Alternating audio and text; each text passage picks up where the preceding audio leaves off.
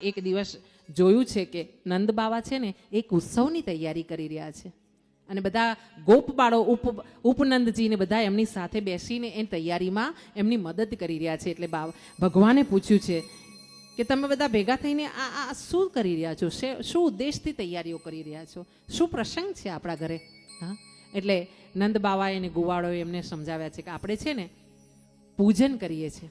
કોનું? ઇન્દ્રનું. ઇન્દ્ર જે આપણાને મેઘ વરસાવે છે ને, એ મેઘને કારણે આ જે ઘાસ ઉગે છે ને, એ ઘાસને કારણે આપણી ગાય માતા છે ને એ ઘાસને ચરે છે ને એના લીધે આપણું જીવન ચાલે છે. કારણ કે ગોવાળોનું જીવન હંમેશા ગૌમાતાથી અને ધરતીથી ચાલતું હોય છે. હા, અહીંયા આ વાત કરવામાં આવી છે. અને આ વાત જ્યારે ભગવાને સાંભળી છે ને, ભગવાન જન્મ્યા છે ગોવાળના ઘરે, હા, પણ બુદ્ધિમાન એટલા છે ને કે જેની બુદ્ધિનો આંક ના આપી શકાય. અહીંયા બન્યું છે એવું કે ભગવાને વિચાર કર્યો છે કે આ ખોટું થઈ રહ્યું છે, એટલે એમણે સમજાવ્યા છે ગોવાળોને, ગોપબાળોને સમજાવ્યા છે, નંદ બાવાને સમજાવ્યા છે અને કીધું છે બાબાજી આપણે આ જે ઇન્દ્રની પૂજા કરીએ છીએ ને એ ખોટી કરી રહ્યા છે. બાબાએ પૂછ્યું છે કેમ?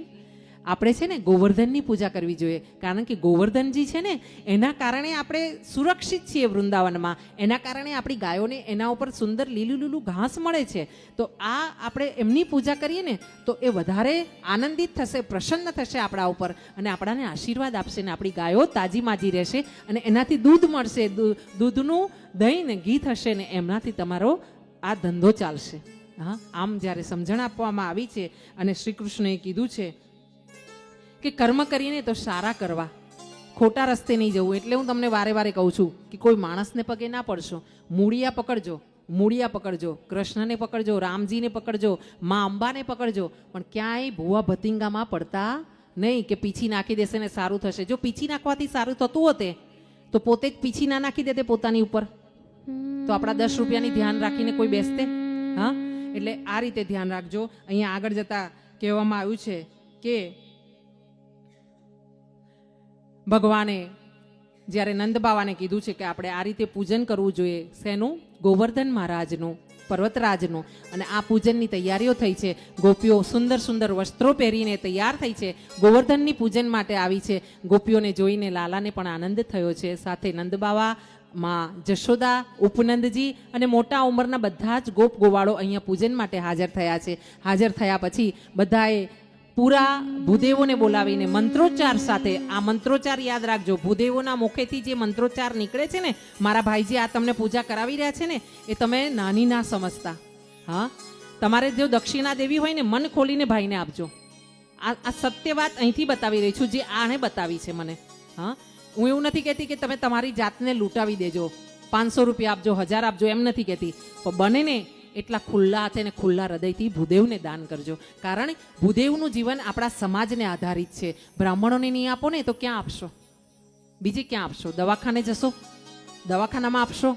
એના કરતાં તમે એવું વિચાર કરો ને કે ભગવાન મારી આધિ વ્યાધિ ઉપાધિ દૂર થાય, મારી તકલીફો, મારા કર્મના સંજોગે જેટલી તકલીફો હોય ને એ બધી દૂર થાય ને ભૂદેવના આશીર્વાદ મળે સાચા. હા, એટલે ભૂદેવને દાન આપતી વખતે ક્યારેય પાછું વળીને ના જોતા. આટલી મારી વિનંતી છે તમને, તમારા ઘરે પણ બહાર પણ. હા, આવો. તમને કદાચ ખોટું લાગતું હોય, વધારે પડતું લાગતું હોય ને તો મને પાછું આપજો. હું તો એટલા મોટા મનની છું ને કે તમે મને 2 અપશબ્દો પણ બોલશો ને તો હું ત્યાંથી બોલવાનું બંધ કરીને ચૂપ થઈ જઈશ. બસ ખુશ થઈશ, કઈ વાંધો નહીં. તમને સમજાણું તો ઠીક છે, ના સમજાણું તો મારું પાછું મને. હા, એટલે અહીંયા વાત આગળ ચાલતા એવી છે કે ભગવાનની પૂજા થઈ છે, ગોવર્ધન મહારાજની પૂજા થઈ છે. અને આ ગોવર્ધન મહારાજની જ્યારે પૂજા થઈ છે ત્યારે ઇન્દ્રને સમાચાર મળ્યા છે કે આજે આપણું પૂજન થવાનું હતું એની જગ્યાએ બીજાનું પૂજન થઈ ગયું. થાય ને એવું કે જ્યારે આપણું મહત્વ વધતું હોય ને ઘટાડીને કોઈ બીજાનું મહત્વ વધતું હોય એવું થાય તો આપણાને ઈર્ષા થાય, ગુસ્સો આવે. અને ઇન્દ્ર મહારાજને ગુસ્સો આવ્યો છે, કોપિત થયા છે અને 12 મેઘ ખાંગા કર્યા છે. અહીંયા મોટા મોટા વાદળોને બોલાવવામાં આવ્યા છે. ઘનઘોર વાદળો છવાયા છે વૃંદાવનની ઉપર અને આ વાદળો છવાઈને 12 મેઘ ખાંગા થવાથી એટલો બધો વરસાદ થયો છે, વૃંદાવન આખું તણાઈ રહ્યું છે. અને એવા સમયે બધાએ ભેગા મળીને કૃષ્ણને કીધું છે. કૃષ્ણને કીધું છે, શું કીધું છે કે તે કીધું તું ને લાલા કે આપણે ઇન્દ્રનું પૂજન નથી કરવાનું. હા, અને તે ઇન્દ્રનું પૂજન ન કરવાનું કહ્યું. આ તે ગોવર્ધન મહારાજનું પૂજન કરાવ્યું ને તેના કારણે આ ઇન્દ્ર કુપિત થયા છે અને ક્રોધિત થયેલા ઇન્દ્રએ આ આ અપ્રસન્ન થઈને આ વરસાદની ઝડી વર્ષા આવી છે, તોફાન આવ્યું છે, હવે તું નહીં બચાવે તો કોણ બચાવશે? હવે અમે કોની પાસે જઈએ? અને લાલાએ કીધું છે તમે બધા છે ને ભેગા થઈને આ જે ગોવર્ધન મહારાજ છે ને ત્યાં આવી જાઓ. બધા પોતપોતાના ગાયોને, વાછરડાઓને, પોતાની માલ સંપત્તિ જે પણ થોડું ઘણું પોતાની પાસે છે, ઘરેણા, પૈસા, દાગીના, એ બધું લઈને આવો. હા, હું તમને અહીંયા સુરક્ષિત કરી દઈશ. અને આ લાલાની વાત પર વિશ્વાસ કરીને, નાનકડો આમ તો 7 વર્ષનો આ લાલો છે, એના વાતમાં વિશ્વાસ કરીને આ વૃંદાવનમાં બાલ ગોપાલ સહિત બધા જ નંદ બાવા અને મહારાણી જશોદાજી સહિત બધા જ ગોપ ગોપીઓ આવીને ઊભા છે. અને આવીને જ્યાં લાલાની પાસે ઊભા છે ત્યારે બધા લાલાનું મોઢું જોઈ રહ્યા છે. લાલાને પૂછી રહ્યા છે શું કરીએ હવે? લાલાએ કીધું છે કે શાંતિ રાખો, હું છું ને ત્યાં સુધી કોઈ ચિંતા ના કરો. અને લાલાએ પોતાની ડાબા હાથની આમ ટચલી આંગળી જ્યાં ગોવર્ધન મહારાજને અડાડી છે અને એ ટચલી આંગળી પર આખો ગોવર્ધન મહારાજને ઉચકી લીધો છે, આખો પર્વત ઉચકી લીધો છે, જેની 84 કોષની યાત્રા કરવામાં આવે છે. એટલો મોટો ગોવર્ધન પ્રભુએ 7 વર્ષે ટચલી આંગળી પર ઉચક્યો છે. અને એ એક હાથે વાંસળી વગાડી રહ્યા છે અને એક હાથે ગોવર્ધનને ઉચકીને ઊભા છે. અને એ ગોવર્ધનની નીચે બધા જ ગોવાળો આવીને ઊભા રહ્યા છે અને પોતે સુરક્ષિત છે એવું મહેસૂસ કરી રહ્યા છે, અનુભવ કરી રહ્યા છે. બન્યું છે એવું બધા જ બાલ ગોપાલો અને ગોવાળો પ્રસન્નતાથી ગોવાળો આ કાનાની સામે જોઈ રહ્યા છે અને કાનાનું મુખારવિંદ જોતા જોતા પોતાનું ભાન ભૂલી રહ્યા છે. અને એવા પ્રસંગે આ બાલ ગોપાલને જોતા જોતા એક ગોપી છે ને એ પોતાનું ભાન ભૂલી છે. આ ગોપી એ છે કે જ્યારે ગોકુળમાં પરણીને આવી ત્યારે એના પિયરમાંથી કહેવામાં આવ્યું હતું કે ગોકુળમાં છે ને એક કાર્યો રહે છે. સાંભળજો ધ્યાનથી, શું કહેવામાં આવ્યું હતું? ગોકુળમાં છે ને એક કાર્યો રહે છે અને એ કાર્યાની નજરથી નજર મિલાવતી નહીં, તારું મુખારવિંદ એને બતાવતી નહીં, એનું મોઢું તું જોતી નહીં, નહીતર તું એનું મોઢું જોશે ને તો એના આકર્ષણમાં આવી જશે ને તો તારા દેહનું ભાન ભૂલી જશે. તને જીવતા જીવત ખબર નહીં પડે કે તું ગોપી જીવ છે કે તું આનંદમાં છે કે શું છે.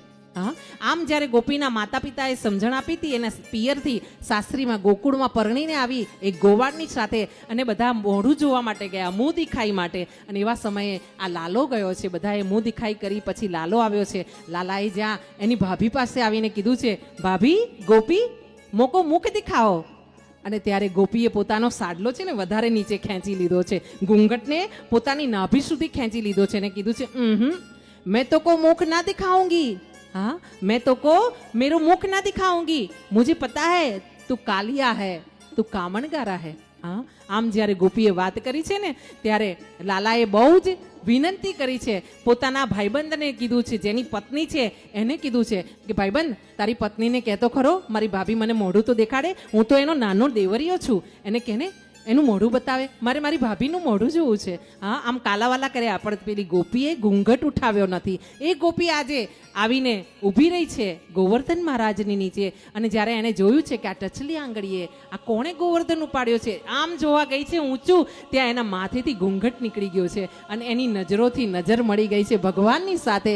અને એને જોતા જોતામાં જ પોતાના પ્રાણ છોડી દીધા છે, પોતાના દેહમાંથી પ્રાણ નીકળી ગયા છે. જેની એક નજર મળી અને એના જીવ નીકળી ગયો છે. આ ભગવાનની સાથે નજર મળતાની સાથે જેનો જીવ નીકળ્યો હતો ને એ બીજા જન્મે મીરાબાઈ થઈને અહીંયા પ્રગટ થઈ છે. આ માધવી ગોપી હતી અને એનો બીજો જન્મ થયો છે મીરાબાઈનો. જેનું નજર મળી જાય અને નજર મળતાની સાથે જેનો જીવ નીકળી જાય ને એવી ગોપીઓ પછી મીરાબાઈ થાય. હા, નહીતર આપણે એમ થાય ને સફેદ સાડલા પહેરીને હાથમાં તંબુરો લઈને આમ રોડ વચ્ચે નીકળી જઈએ ને તો લોકો ગાળો દે આપણને, હે કે આ શું ધતિંગ માંડ્યા છે. હા, પણ આવો અહીંયા દર્શન કરીએ કે ભગવાને 7 દિવસ ને 7 રાત્રિ માટે ગોવર્ધનને ધારણ કર્યો છે. અને પછી ઇન્દ્રને ખબર પડી છે કે આ તો ભગવાન પોતે છે અને એમણે પોતે વરસાદને થંભાવ્યો છે. ભગવાને બધાને 7 દિવસ 7 રાત્રિ સુધી આ ગોવર્ધનની નીચે રાખ્યા છે. થોડો વખતે આ ગોવાળિયા છે ને વરસાદ પડતો હતો ને ત્યારે એમ વિચાર કરતા કે આપણો લાલો થાકી જશે. અને આવા ભોળા ગોવાળિયા છે ને લાલાને કહેતા, લાલા તું થક જાવે ગો, મારી લાઠી કો ટેકો લગાવા. હા, આમ મારી લાકડીનો ટેકો લગાવી દઈશ ને લાલા, એટલે આ લાકડીના ટેકે છે ને ગોવર્ધન ઊભો રહેશે ત્યાં સુધી છે ને તું થોડોક આરામ કરી લે, તારા હાથને નીચે ઉતારી લે. હા, તું થોડો સ્વસ્થ થા, પાણી પી લે. એમ જ્યારે ગોવાળિયા ભોળિયા, હા, લાલાના પ્રેમમાં પાગલ એવા ગોવાળિયા આવી સલાહ આપતા. અને પછી લાલાની સામે જોતા લાલો એમ કહેતો હા કંઈ વાંધો નહીં, હું મારી લાકડી હટાવી લઉં છું. તમે તમારી લાકડીને મારી આંગળી હટાવો ને એટલે તમારી લાકડી મૂકી દેજો. અને આમ ગોવાળિયાઓ થોડી વાર પોતે પોતાની લાકડી લઈને ઊભા રહેતા, પાછા થાકી જતા ને સૂઈ જતા. આવા ભોળા ગોવાળાઓનો પાછળ ભગવાન ગાંડા થાય છે. જે ભોળા હોય ને એને ભગવાન વસે, ભોળિયાઓનો ભગવાન હોય. હા, જે બહુ હોશિયાર હોય ને, જે પોતે પથ્થર મારવા સમાજમાં તૈયાર થયા હોય ને, એના પક્ષે ભગવાન ના લડે. હા, જે પાંડવોએ પોતે અસ્ત્ર શસ્ત્ર ઉઠાવવાનું વિચાર્યું